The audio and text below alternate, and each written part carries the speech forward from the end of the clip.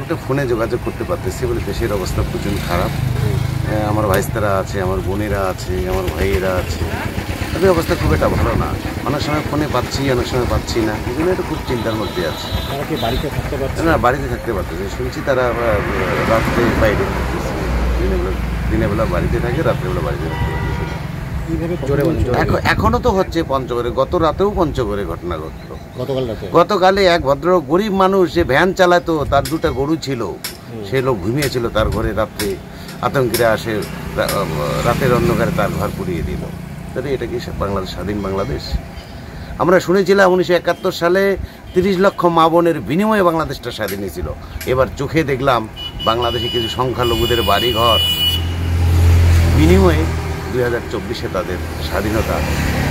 তাই যদি স্বাধীনতা হতো তাহলে কেন কেন হিন্দুরা এত এত নির্যাতিত কেন? নির্যাতিত কেন?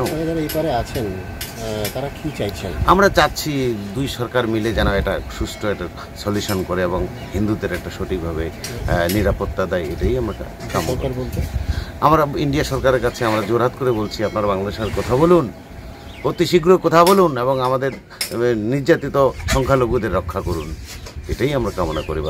ফেরানোর দাবি করছেন, ইন্ডিয়াতে ফেরানোর দাবি করে আসে থাকার ব্যবস্থা না কি চাইছেন? না ওখানে নিরাপদ দিক? ওখানে নিরাপদ দিক, আমাদের দেশে তারা আসবে কেন? আমরা চাচ্ছি ওই দেশে তাদের নিরাপদ দেওয়া। যদি না দিতে পারে, না দিতে পারলে কি করবে? তখন তারা বাধ্য হয়ে এই দেশে অনুপ্রবেশ হয়ে সংখ্যালঘু হয়ে শরণার্থী হয়ে চলে আসবে। কিছুদিন আগে তো কিছু মানুষ মানিকগঞ্জে শুনছিলাম, বর্ডারে সচক্ষে দেখলাম হাজার হাজার মানুষ আর্তনাদ করছে বর্ডারে প্রাণ বাঁচার তাগিদে।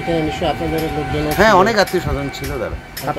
না, কেন আসতে পারবে? বিএসএফ তো তাদের বাধার মুখে পড়েছিল, বিএসএফ তো তাদের এটা এখন সরকারিভাবে কোনো একটা মীমাংসা চাইছে। আপনারা কি চাক্ষুষ দেখেছেন সেই দৃশ্য? হ্যাঁ, চোখের সামনে দেখলাম সেই সব দৃশ্য। অনেক মানুষ ইন্ডিয়া আসার জন্য আত্মনাদ করতেছে, বর্ডারে এসে বিএসএফ করতেছে, আমাদেরকে গুলি করে মারুন, আমাদের একটা জায়গা দিন, তবু আমরা বাংলাদেশে থাকবো না, আমাদেরকে একটা আশ্রয় দিন। সেই আশ্রয় দিতে আমরা প্রতিদিনই ওরা এটা প্রতিদিন হচ্ছে। গত রাতেও এই ধরনের ঘটনা ঘটে। কি হয়েছে? গত রাত্রেও পঞ্চগড়ে এক ভ্যান চালার বাড়িতে অনেক অতর্কিত হামলা করে তার বাড়িতে আগুন দিয়ে তার গরু বাছুর সব পুড়ে চলছে। আপনারা কি ঘুম নেই আপনাদের চিন্তায়? আমরা কি, আমরা চিন্তা করতেছি তারা কিভাবে আছে, চিন্তা কি করবো আমরা এই দেশ থেকে? ওদের জন্য আমরা কি করবো বলুন? সরকারি সাহায্য ছাড়া কোনো উপায় নেই। সরকারি সাহায্য ছাড়া আর বলার কিছু। নাম বলেন? আমার নাম জয়প্রকাশ। জয়প্রকাশ রায়। এই জায়গা কোথায় থাকেন আপনি? আমি সিডমল ক্যাম্পে। কোথায় এটা? এটা ইনক্লাব সেটেলমেন্ট পার্মানেন্ট রিহ্যাবিলিটেশন। জায়গার নাম হলদিবাড়ি। আপনাদের গ্রাম পঞ্চায়েতের নাম কি? আমাদের নাম উত্তর বড় হলদিবাড়ি। উত্তর অঞ্চল অফিস? অঞ্চল অফিস আমাদের কাশিয়াবাড়ি। উত্তর বড় হলদিবাড়ি গ্রাম।